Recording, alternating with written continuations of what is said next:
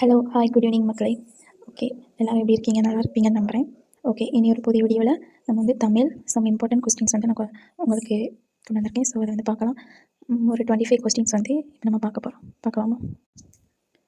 First பாருங்கள், யாமறிந்த மொழிகளிலே தமிழ் மொழி போல் இனிதாவது எங்கும் காணும் என்று கூறியவர் யார் அப்படின்னு கேட்டிருக்காங்க. ஆன்சர் வந்து பாரதியார். நெக்ஸ்ட்டு, சாகும்போதும் தமிழ் படித்து சாக வேண்டும் என்றன் சாம்பலும் தமிழ் மணந்து வேக வேண்டும் என்று கூறியவர் விடை கு. சச்சிதானந்தம். நெக்ஸ்ட்டு தேர்ட் ஒன் பாருங்கள், திருவெம்பாவை என்ற நூலை இயற்றியவர் யார் அப்படின்னு கேட்டிருக்காங்க. ஆன்சர் வந்து Manikkavasagar. Next fourth one, Tamil மொழியில் கிடைக்கப்பெற்ற முதல் இலக்கண நூல் எது அப்படின்னு கேட்டிருக்காங்க. ஆன்சர் வந்து தொல்காப்பியம். இது மேக்ஸிமம் எல்லாருக்கும் தெரிஞ்சதுக்கும். நெக்ஸ்ட்டு ஃபிஃப்த் ஒன் பாருங்கள், தமிழகத்தின் முதல் அரசவை கவிஞராக விளங்கியவர் யார் அப்படின்னா நாமக்கல் கவிஞர் வே. ராமலிங்கனார். இது வந்து ஒரு ரிப்பீட்டட் கொஸ்டின். நெக்ஸ்ட் பாருங்கள், வெண்பா டேஸ் வகைப்படும் அப்படின்னா வெண்பா 5 வகைப்படும். ஓகேவா? நெக்ஸ்ட் ரிவைஸ் பண்ண பாருங்கள், யாமறிந்த மொழிகளிலே தமிழ் மொழி போல் இனிதாவது எங்கும் காணும் என்று கூறியவர் யார்? பாரதியார். சாகும்போதும் தமிழ் படித்து சாக வேண்டும் என்ற சாம்பலும் தமிழ் மணந்து வேக வேண்டும் என்று கூறியவர் கு. சச்சிதானந்தன். நெக்ஸ்ட் தரும், திருவெம்பாவை என்ற நூலை இயற்றியவர் யார்னா மாணிக்கவாசகர்.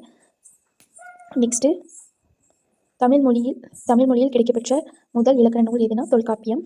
தமிழகத்தின் முதல் அரசவை கவிஞராக விளங்கியவர் யார்னா நாமக்கல் கவிஞர் வே. ராமலிங்கனார். வெண்பா டேஸ் வகைப்படும், வெண்பா 5 வகைப்படும். நெக்ஸ்ட்டு சார்பெழுத்துக்கள் எத்தனை வகைப்படும் கேட்டிருக்காங்க. விடை வந்து 10. சார்பெழுத்துக்கள் 10 வகைப்படும். இது வந்து ஒரு இம்பார்ட்டன்ட் கொஸ்டின். நெக்ஸ்ட்டு தமிழ் எழுத்துக்களில் மயங்கோலிகள் எழுத்துக்கள் எத்தனை அப்படின்னு கேட்குறாங்க. மயங்கோலினா 8. மயங்கோலி எழுத்துக்கள் எத்தனை அப்படின்னு கேட்பாங்க. 8.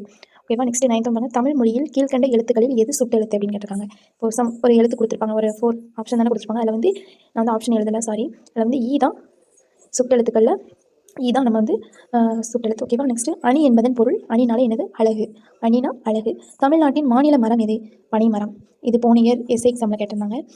நெக்ஸ்ட், தமிழ் எழுத்துக்களில் முதலில் மிக பெரும் சீர்திருத்தங்களை செய்தவர் யார் அப்படின்னா வீரமாமுனிவர். தமிழ் எழுத்துக்களில் முதலில் மிக பெரும் சீர்திருத்தங்களை செய்தவர் யாருன்னா வீரமாமுனிவர்.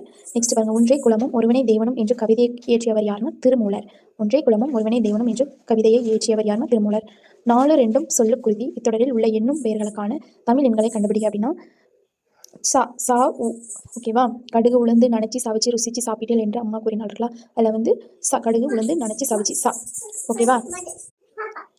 நெக்ஸ்ட் பாருங்க, திராவிட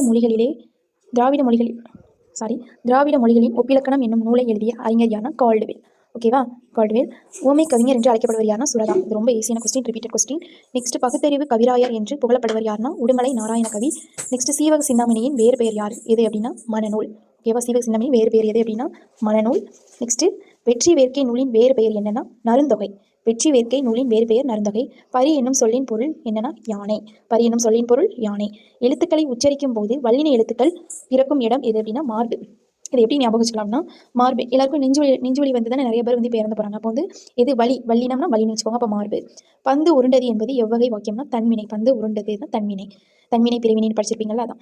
ஒரு சொல் அல்லது தொடர் இருபொருள் தருமாறு அமைவது இரட்டை முறிதல் அணி. நெக்ஸ்ட் பாருங்க, வெண்பாவின் ஓசை டேஸ் ஆகும்னா செப்பல் ஓசை ஆகும்.